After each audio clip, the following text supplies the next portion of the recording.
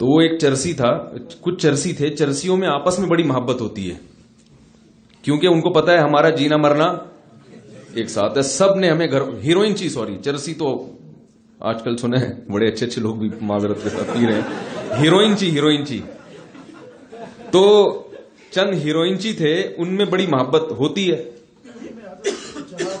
جی اچھا, جہاز اس لیے کہتے ہیں وہ آسمانوں پہ رہتے ہیں نا. ایک ہیروئن چی سے کسی نے پوچھا کہ ہم نے سنا ہے کہ ہیروئن پی کے انسان کو ایسا لگتا ہے کہ چاند پہ پہنچ گیا ہے, کیا یہ درست ہے؟ تو وہ کہتا ہے تو میں ابھی کیا زمین پہ بیٹھا ہوا ہوں کیا؟ میں ابھی کیا زمین پہ نظر آ رہا ہوں؟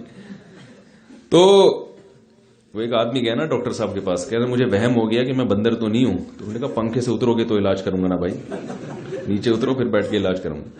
تو خیر کچھ ہیروئنچی تھے, تو ان میں سے ایک کا انتقال ہو گیا. اب ہیروئنچیوں کو کیا پتا قبرستان کی طرح غسل کفن دفن کیا ہوتا ہے. انہوں نے ایک چادر میں میت لپیٹی اور اٹھائی, چارپائی پہ نا ڈال کے, چار بندوں نے کندھا دی اور چل پڑے کہ چلو دیکھتے ہیں کیا ہوگا.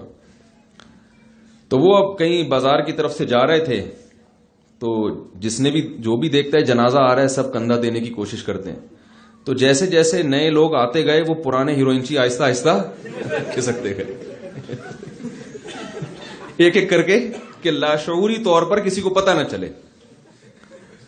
اب وہ تھوڑی دیر کے بعد جا کے نا ایک ایک کر کے سارے کھسک گئے, نئی پبلک.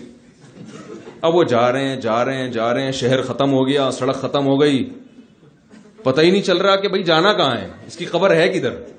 جائے چلے جا رہے ہیں, جو پرانا ہوتا جائے وہ تھکتا جائے, وہ نکلتا جائے, نئے لوگ آتے جائیں.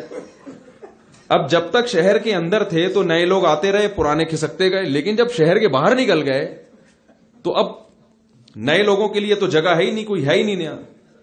وہ لوگ جو پرانے ہو گئے نا اٹھائے, وہ پریشان کہ بھئی اس کو لے کے کدھر جائیں, کہ کس کا جنازہ ہے, کون ہے. تو شاید ہماری مثال بھی اسی طرح کی ہے کہ ہم بھی ایک ٹریک پہ چل رہے ہیں, لیکن ہمیں پتہ نہیں ہے کہ اس کو ہمارا ہدف ہے کیا, ہم نے جانا کہاں ہے, کرنا کیا ہے ہم نے.